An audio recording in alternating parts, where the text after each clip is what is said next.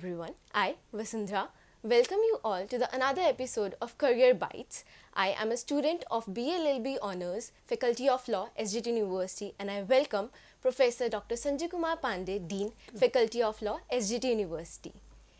So, moving with the first question. जैसे आपने law खुद एक एज अ प्रोफेशन चूज़ किया है एंड ऑल्सो आपने कुछ प्रैक्टिस भी है and you are also the dean in the same field so why did you choose and why would you encourage others to choose this as a profession? Vasundhara, you asked a very relevant question on this juncture. As you know that there is the trinity of the profession. There are three noble professions. First is preceptorhood, second is medicine, and third is legal profession. A preceptor connects the God with the human being. On the contrary, a doctor's medical practitioner cure the human body. But legal professionals cure the society, and therefore this profession has always been very privileged, very important, and especially in 21st century this profession have become more relevant now. The reason is that we are living in the world village. There is the globalization, and all the legal systems, especially the established legal system, have come closer, and due to that there are multiple opportunities in the society, and it also caused the creation of the ample opportunities in the legal profession. Hence it become one of the most crucial profession in society nowadays. Thank you, sir. Moving to next question. Yeah. What options are available to the students in this particular field as they'll choose it as a career? Yeah, it is also very relevant question. The reason is that there are multiple opportunity after completion of the law degree, whether it is the 5-year course or 3-year course. After completion of a LLB degree, there are the opportunities in the litigation area as well as the in the corporate sectors. Every multinational or small companies hire the legal professionals. Beside this, every banks, either private or government run banks, other financial institution, they need the advice of the legal profession, as well as judiciary. Not only this, in academia also there are the ample opportunity, because the new teachers are going to be recruited in the private universities and the traditional universities. Beside this, the legal systems of the civil law system and common law system came closer, and hence there is the globalization of legal profession also, and there are multiple opportunities in international governmental organization, specialization of United Nations agencies, international commercial arbitration area, ADR system. There is the multiple problems arised in last 2 decades, and it has created the cyber crime, cyber security, etc. So the need of legal advisors, legal professionals are increasing unprecedentedly. Therefore this branch of profession has created new opportunities for the legal professionals. Thank you sir.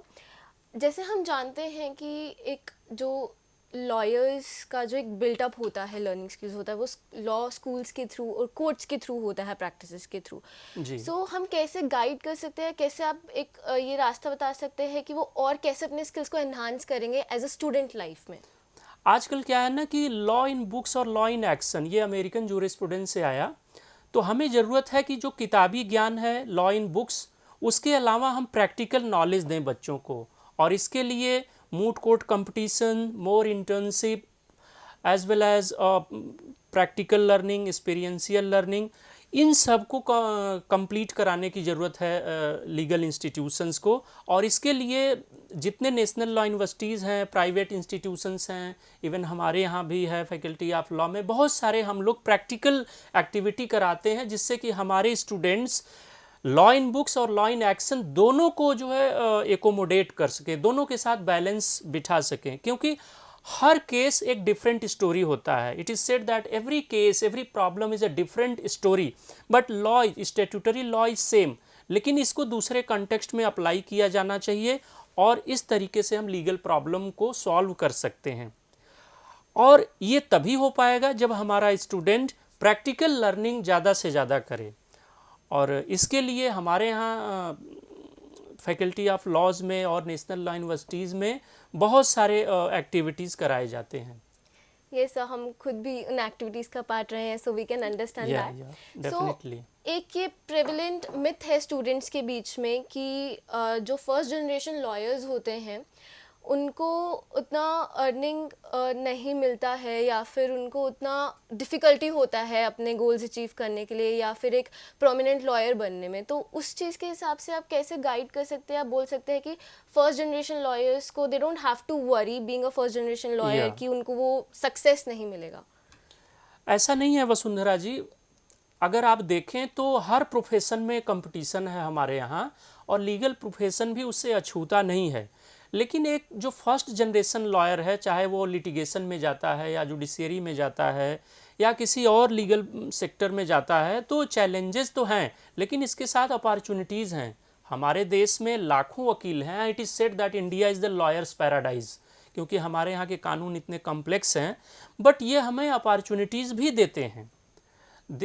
हमारे यहाँ lower courts में लाखों वकील हैं, but on the contrary there are the specialized tribunals, various high courts and Supreme Court of India where good lawyers have scarcity।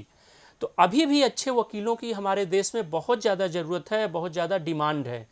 तो जब एक student law करके सीधे जब जाता है डिस्ट्रिक्ट कोर्ट्स में, मुंसिफ कोर्ट में, तो वहाँ थोड़ी भीड़ ज़्यादा है, जबकि वहाँ एक्चुअली ज़रूरत कम है, लेकिन वहाँ ज़्यादा लोग जा रहे हैं। अगर यही हाई कोर्ट से और स्पेशलाइज्ड ट्रिब्यूनल में अपने प्रैक्टिस शुरू करें, अपनी सेवाएं दें, तो मेरा ये हम्बल सजेशन है कि उनको कभी भी जो है इस तरीके से प्रॉब्लम नहीं आएगी, और 2 से 4 साल के अंदर बहुत ही एस्टैब्लिश्ड लॉयर हो जाएंगे ऐसे फर्स्ट जनरेशन लॉयर्स।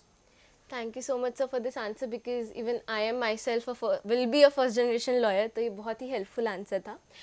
तो अगला सवाल ये है कि बहुत सारे स्टूडेंट्स के अंदर ये डर होता है कि वो कितना कमा सकते हैं बीइंग अ लॉयर, या एज अ जज भी वो अगर जाते हैं, किसी भी चीज़ कहीं पे जाते हैं, तो लॉ स्टूडेंट्स के अंदर it's a very fear that how much they will be earning. तो उस चीज़ पे आपका क्या आपका सवाल थोड़ा दार्शनिक भी है और प्रैक्टिकल भी है।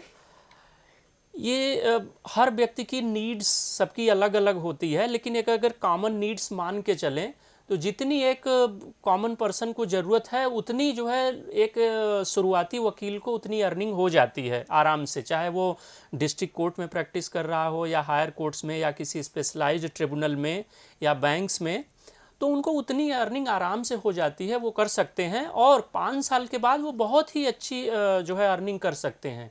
और हमारे देश के एक बहुत ही विद्वान अधिवक्ता हैं श्री KTS तुलसी जी, उन्होंने कहा है कि इस देश में सबसे ज़्यादा अगर कोई अर्निंग पर्सन्स हैं तो वो हमारे हैं बॉलीवुड के एक्टर एंड एक्ट्रेस, लेकिन उनका भी जो क्रीम टाइम होता है वो 4-6 साल ही होता है, उसके बाद वो घटता जाता है उनका चार्म, और उनकी फीसेज और उनकी अर्निंग कम होती जाती हैं।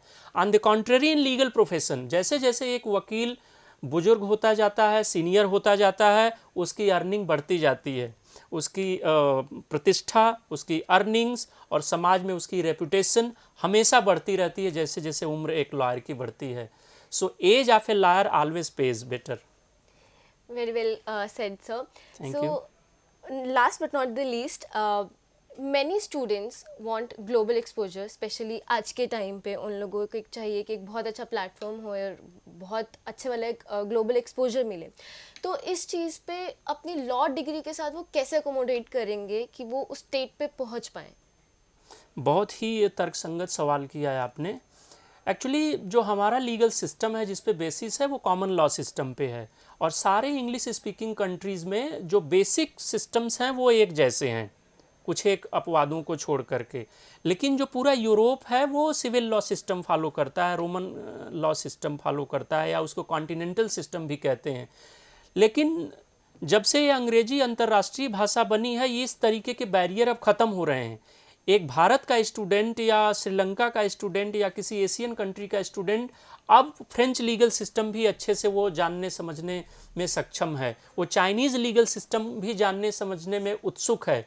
और इस तरीके से जब हम चाइनीज़ लीगल सिस्टम या अमेरिकन लीगल सिस्टम या फ्रेंच लीगल सिस्टम के बारे में अवेयर होते हैं तो हमें ग्लोबल लेवल पे और बहुत सारी अपॉर्चुनिटीज़ होती हैं। इसके अलावा यूनाइटेड नेशन के स्पेशलाइज्ड एजेंसीज़ हैं, बहुत सारे मल्टीनेशनल कारपोरेशन हैं और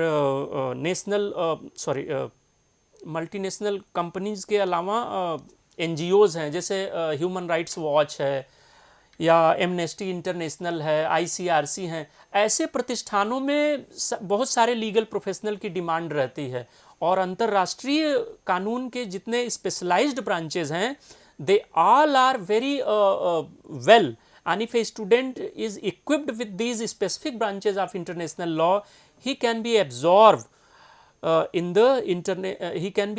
absorbed in such international agencies और उसे बहुत अच्छी अपॉर्चुनिटीज़ अंतर्राष्ट्रीय फलक पे भी मिल सकती है, ऐसा मेरा मानना है।